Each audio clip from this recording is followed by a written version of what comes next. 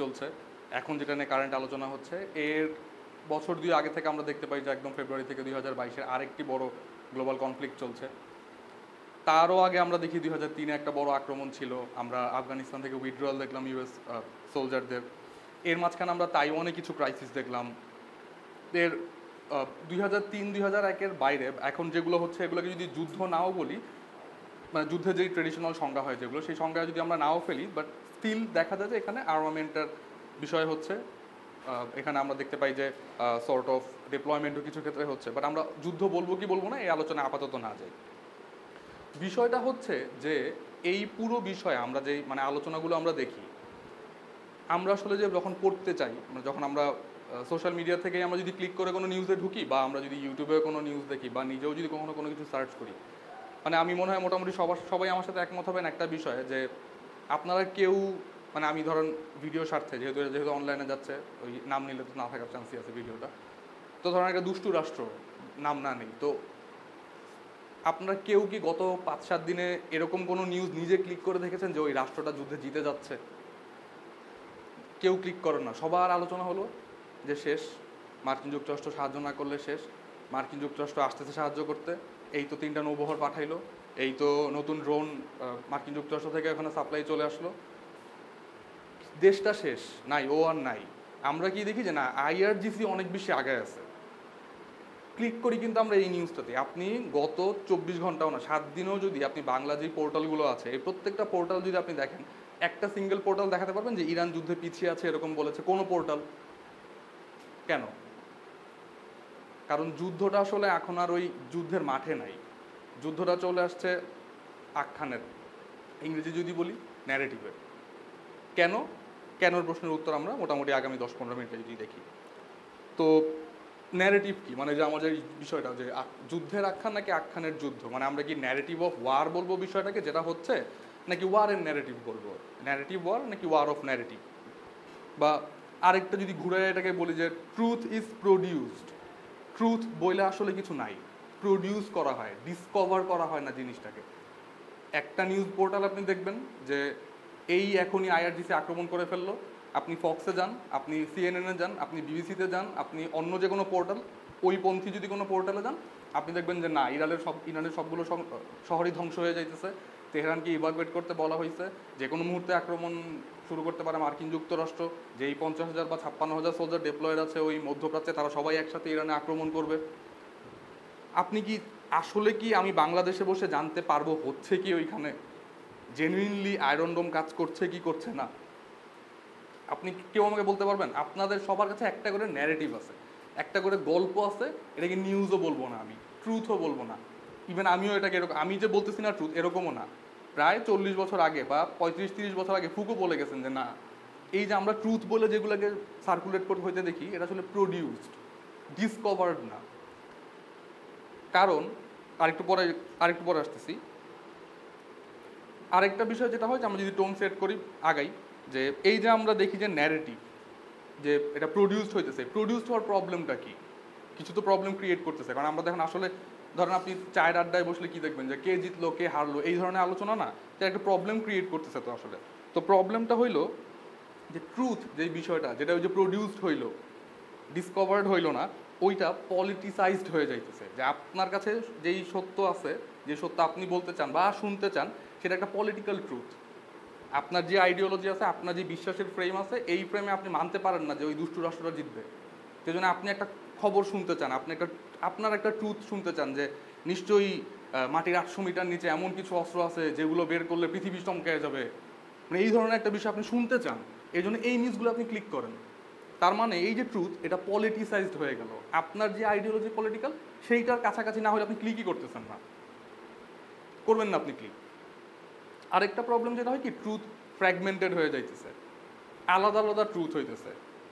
ভাইয়ার কাছে যদি আপনি শুনেন কত সোলজার আছে, উনি বলবে সোলজারের আলোচনাই তো দরকার নাই, সোলজার দিয়ে আপনি কি করবেন, আসেন আমরা মিসাইল গুনি।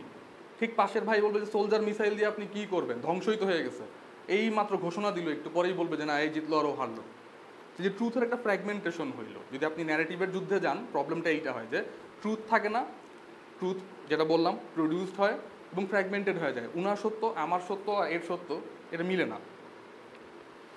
এটাতে আরেকটা যেটা প্রবলেম হয়, গলুব নামে একজন আছেন ভদ্রলোক, উনি বলেন যে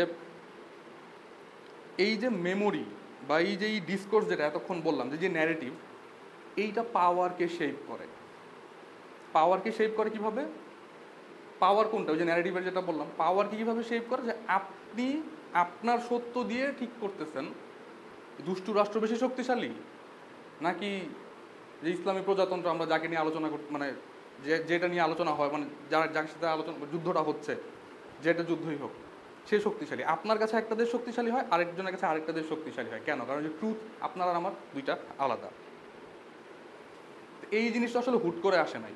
এই যে আমরা যে এতক্ষণ আমি যেই আপনাদের বিরক্তি উদ্রেক করে যে কথাগুলো বললাম, এগুলো তো আসলে একদিন দুই দিন এরকম হয় নাই। এটার একটা প্রেসিডেন্টস আছে, এটা বেশ অনেক আগে থেকে এই জিনিসটা চলে আসতেছে। আমরা একদম ধরেন প্রথম বিশ্বযুদ্ধে লিপম্যানের ভাষ্যমতো যদি আমরা দেখি, পাবলিক ওপিনিয়নের যে লেখাটা, যে এই বিষয়টা আসলে মোটামুটি প্রথম বিশ্বযুদ্ধ বা যে বড় যুদ্ধ যেগুলো হয়েছে, ওই প্রত্যেকটা সময় আমরা দেখবো যে পাবলিক পারসেপশনটা প্রথমে ম্যানুফ্যাকচার করা হয়।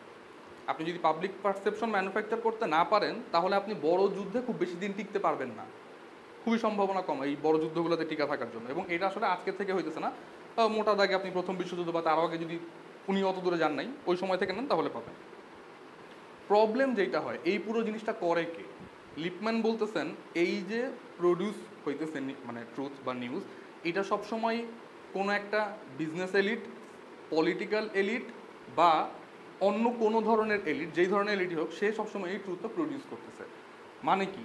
আপনি যখন নিউজটা ক্লিক করেন, সে নিউজ কোম্পানির মালিকটাকে, আপনি আমি তো কেউ না।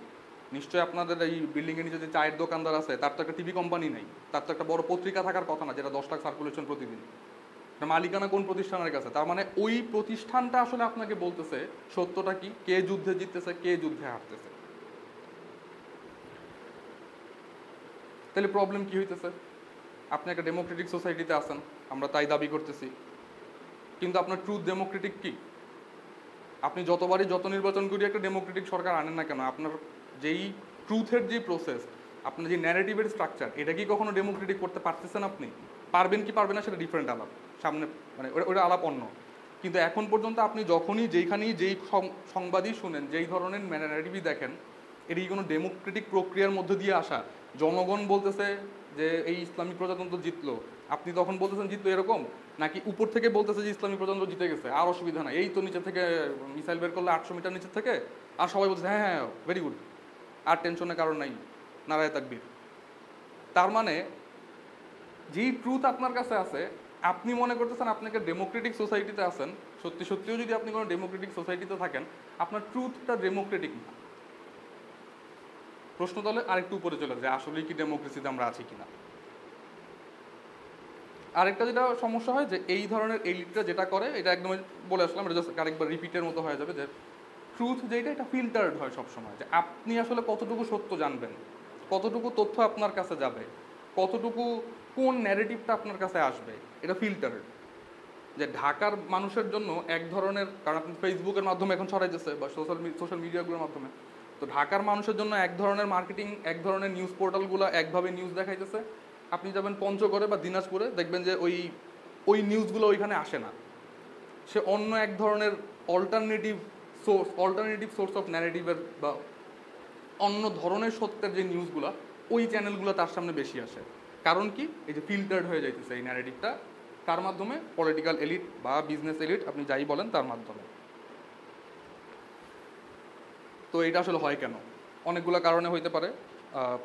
একটা হয় আপনার কগনিটিভ বায়াসের জন্য, যে দুই পাশ থেকে যদি আমরা দেখি, যে ওই যারা পলিটিক্যাল এলিট বা বিজনেস এলিট, তাদের এক ধরনের বায়াস থাকতে পারে, অথবা আপনার আমার একটা কগনিটিভ বায়াস থাকতে পারে। আপনার আমার বায়াস কোনটা? যে আমি এটা শুনতে পছন্দ করবো না যে ওই ইসলামিক প্রজাতন্ত্রে হারিয়ে দিতেছে, আমি ওই নিউজটাতে ক্লিকই করবো না। নিউজটাতে যদি আমি ক্লিক না করি, তাইলে ভিউ বাড়বে না, ভিউ না বাড়লে কি হবে? অ্যাড পাবে না, অ্যাড না পাইলে ওর ইনকাম হবে না। আপনি কি জানেন সত্য না মিথ্যা, ওর কিচ্ছু যায় আসে না। চ্যানেল চালাইতে হবে তো, পত্রিকা চালাইতে হবে তো, তাইলে ও কি করতেছে? আপনার কগনিটিভ বায়াসকে কাজে লাগাইতেছে। ওর বায়াসনেস কি? আপনার কিছু তো ওর কিছু যায় আসে না, ওর প্রফিট ম্যাক্সিমাইজেশনে যাইতে হবে, ওইটা ওর বায়াসনেস। আর আপনার বায়াসনেস কি? যে আপনি একটা কিছু, আপনার একটা ফিল গুড দরকার, আপনার একটা জওয়ান সিনেমা দরকার, একটা পাঠান সিনেমা দরকার। প্রতিদিন তো আর জওয়ান বানানো সম্ভব না, প্রতিদিন পাঠান বানানো সম্ভব না, কিন্তু একটা লাইন লেখা সম্ভব। যে মাটির 800 মিটার নিচে যেই বোমাগুলো আছে ওইটা একটা B2 দিয়ে বোমা ফেলে ধ্বংস করা সম্ভব না। এটা লিখতে তো বেশিক্ষণ লাগলো না, লিখে দিবে, আপনি ক্লিক করবেন, অ্যাড আসবে, ওর ইনকাম হয়ে যাবে। তাহলে আপনার এই যে বায়াসটা, এই বায়াসটা কাজে লাগায় ও একটা প্রফিট নিয়ে গেল, আর আপনি ওর বায়াসের কারণে আপনি এই ধরনের নিউজগুলো ক্লিক করতেছেন। মিডিয়া বা এই ন্যারেটিভগুলো আরেকটা জিনিস যেটা করে যে আপনার যেই কি বলবো শব্দ চয়ন এইটা সেট করে। আপনি যখন যদি আজকের থেকে 1 বছর আগেও যদি আপনি দেখেন যে দুষ্টু রাষ্ট্র তার পাশের একটা অকুপাইড ল্যান্ডে আক্রমণ করলো, তা আপনি যদি বিবিসি দেখেন, আপনি যদি CNN দেখেন, আপনি তখন দেখবেন যে যখন অকুপাইড ল্যান্ডের কেউ মারা যাইতেছে বলবে 5 জন সন্ত্রাসী বোমা হামলায় নিহত।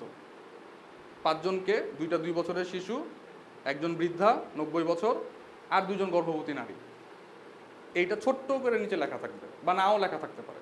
আপনি টিআরটিতে যাবেন, টিআরটিতে বলবে যে একটা অকুপেশনাল একটা ফোর্স, সেই অকুপেশনাল ফোর্স মানে যে ল্যাঙ্গুয়েজের, তাহলে যে ন্যারেটিভ অফ ওয়ার বলতেছি বা ওয়ার অফ ন্যারেটিভ যেটাই বলতেছি, শব্দ নিয়েও খেলা হইতেছে যে আপনি আসলে কি শব্দ ব্যবহার করবেন। আমরা সবাই ChatGPT নিয়ে ধরেন, মানে এখন তো এটা তো ওপেন সিক্রেট বা সিক্রেটও না, ওপেনই হয়ে গেছে। আপনারা সবাই আপনাদের জন্য মাইন্ড করেন না, একটা হোমওয়ার্ক আছে, আপনারা সবাই আজকে একটা অ্যাসাইনমেন্ট করবেন বাসায়, যে দুষ্টু রাষ্ট্র যেটা, এই রাষ্ট্রটা আসলেই দুষ্টু, এটা আমাকে লেখা দিবেন 300 বার ChatGPT দিয়ে। নামটা লিখবেন, দেশটার নাম লেখার পরে লিখবেন যে এই রাষ্ট্রটা খুবই দুষ্টু রাষ্ট্র, আমাকে 300 ওয়ার্ডের একটা প্যারাগ্রাফ দাও। আপনারা সবাই যে BDSF প্রেসিডেন্ট তাসনিম আছে, ওকে আপনারা এই 300 ওয়ার্ডটা দিন। কেউ যদি ChatGPT দিয়ে এটা লিখতে পারেন, তাইলে ধরেন আমার আলোচনারই দরকার নাই আর, যে আপনি কোনোদিনও লিখতে পারবেন না যে এই দুষ্টু রাষ্ট্র আসলেই দুষ্টু। উল্টা করেন, দুষ্টু রাষ্ট্র যেখানে আক্রমণ চালাইলো পাশের অকুপাইড ল্যান্ডে, তাদের একটা সংগঠন, বিবিসির ভাষ্যমতে সন্ত্রাসী সংগঠন, টিআরটির ভাষ্যমতে বা আল জাজিরার ভাষ্যমতে স্বাধীনতাকামী সংগঠন, এই সংগঠন কিছু বোমা হামলা করলো, প্রায় 6,000-এর উপরে মিসাইল নিক্ষেপ করলো। এইটাও আপনাদের একটা বাসায় গিয়ে দেখার কাজ। আপনারা আজকে গিয়ে ChatGPT দিয়ে লিখবেন যে ওই যে 6,500 মিসাইল বা ছোট হামলা করা হইলো ওই দুষ্টু রাষ্ট্রের উপরে পাশের অকুপাইড ল্যান্ড থেকে একটা তথাকথিত সন্ত্রাসী সংগঠন, আপনারা লিখবেন যে এটা জাস্টিফাইড, এই আক্রমণটা ঠিক ছিল। আপনারা আজকে গিয়ে ChatGPT দিয়ে এটাও লিখবেন। এই দুইটা কাজ আপনারা বাসায় গিয়ে করবেন, তাইলে আপনাদের মনে করেন এই আলোচনা আমার আপনাদেরকে বলে দেওয়া লাগবে না, আপনারাই নিজেরাই এই আলোচনা প্রডিউস করতে পারবেন। এই যে শব্দ যেটা বললাম আর কি, যে এই যে ওয়ার অফ ন্যারেটিভ, এটাতে শব্দর একটা ইম্পর্টেন্ট ভূমিকা পালন করে। তো ধরেন আর না টানি, জিনিসটাকে সাম আপ করি, যে আমরা একটা এমন সময় আছি যেই সময় যখনই কোনো যুদ্ধ আমরা দেখি, যুদ্ধ আসলে আমরা দেখতেছি একটা বোমা একটা দেশ থেকে আরেকটা দেশে গেল, এই বোমাটা এখন যাওয়ার বছর 2, 3, 4, 5, 2 যুগ 3 যুগ আগে থেকে আসলে শুরু হয়েছে। কি শুরু হয়েছে? ন্যারেটিভের যুদ্ধটা শুরু হয়েছে। আপনি একটা বোমা হুট করে আরেকটা দেশে মারতে পারেন না, আপনার এর জন্য একটা জাস্টিফিকেশন লাগে, আপনার এর জন্য একটা পাবলিক পারসেপশন তৈরি হয়। কেন মার্কিন যুক্তরাষ্ট্র 2 সপ্তাহ সময় চাইতেছে যে সে তার ডিসিশন জানাবে? কারণ আপনি আপনার পাবলিক কনসেন্ট ছাড়া যুদ্ধে যাইতে পারেন না। মার্কিন যুক্তরাষ্ট্র যুদ্ধে যাইতে হলে কি সিনেট থেকে পারমিশন নিয়ে আসতে হয়, ভোটে পাস করায় আনতে হয়। আগের যারা প্রেসিডেন্ট ছিলেন তারা অনেক আগের থেকে এই কনসেন্টটা ম্যানুফ্যাকচার করে গেছেন। 2003-এর 3-4-5 বছর আগের থেকে ওদের মিডিয়া বলে আসতেছে যে ওই ইরাকে সাদ্দাম হোসেনের কাছে মারণাস্ত্র আছে, যদি আপনি ধ্বংস না করেন আমি ধ্বংস হয়ে যাব। আপনার পাবলিক মনে করছে গুড, যান তাড়াতাড়ি যান, অস্ত্র ধ্বংস করে দিয়ে আসেন, নাহলে তো আমরা শেষ হয়ে যাবো। এরপরে আপনি কি করলেন? একটা বড় বিল্ডিং, 2টা বিল্ডিং ভাঙলেন বা ওরাই ভাঙলো। তা আপনি একটা প্রসেসের ভিতর দিয়ে গিয়ে হঠাৎ করে না, মানে একটা প্রসেসের ভিতর দিয়ে গিয়ে আপনি এরপরে একটা দেশ আক্রমণ করলেন বা 2টা মিডল ইস্টার্ন দেশ আপনি আক্রমণ করলেন, যেখানে আপনার পাবলিক আপনাকে বলছে যে যাও যুদ্ধে যাও। প্রবলেম হয়েছে কি, ওইটা 2টা দেশ আক্রমণ করার পরে নাম্বার 1, এক দেশে $2 ট্রিলিয়ন খরচ হলো, আরেক দেশে প্রায় $2.5 ট্রিলিয়ন মতো খরচ হলো। আপনার অর্জন কি? আপনি গিয়ে বললেন সরি, বোম তো নাই। বোম খুঁজতে আসছিলেন, ধ্বংস করে দিলেন, আইসা বললেন সরি, কিছু তো পাইলাম না। 2 বার করছেন আপনি এই কাজ। আরেকবার আপনি আরেকটা বড় দেশকে পাশের ছোট দেশের সাথে যুদ্ধ লাগাই দিয়েছেন 2022 সালে ফেব্রুয়ারি মাসে। এটার অর্জন কি? আপনি তেলের দাম বাড়ায় দিয়েছেন, ভোগ্যপণ্যের দাম বাড়ায় দিয়েছেন, আপনার পাবলিকের যেই অস্ত্র, আপনার পাবলিকের যে ট্যাক্স পেয়ারের যে মানি, আপনি এটা যুদ্ধ করার জন্য আরেক জায়গায় পাঠাইতেছেন।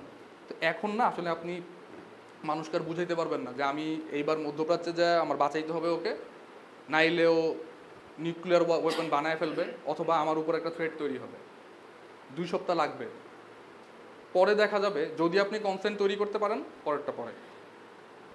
তো যে সাম আপ করতেছিলাম যে এই যুদ্ধগুলা এখন আর আমরা যেটা দেখি যে একটা যুদ্ধ আরেকটা দেশের সাথে অস্ত্রে অস্ত্রে হয়, ওইটা আসলে যে যুদ্ধটা ছিল সেখান থেকে আগে একটা ন্যারেটিভ তৈরি হইতো, আমরা প্রথম বিশ্বযুদ্ধে দ্বিতীয় বিশ্বযুদ্ধে দেখি, কিন্তু এখন আসলে যুদ্ধের ন্যারেটিভ তৈরি হয় না, এখন যুদ্ধটাই শুরুই হয় ন্যারেটিভ দিয়ে। এবং এই যে ন্যারেটিভটা, এইটা আসলে যেই সংবাদ মাধ্যমগুলোর মাধ্যমে আমরা জানতে পারি, তারা যতটা না বিশ্বাস করে, আমার যে পরের অংশটা এক লাইনে শেষ করে দিই, যতটা না তারা বিশ্বাস করে যে আমি যেই নিউজটা পাবলিশ করতেছি তার চেয়ে অনেক বেশি কারণ থাকে ওই নিউজটা পাবলিশ করার পেছনে আপনাকে বিশ্বাস করানো তার নিউজটা।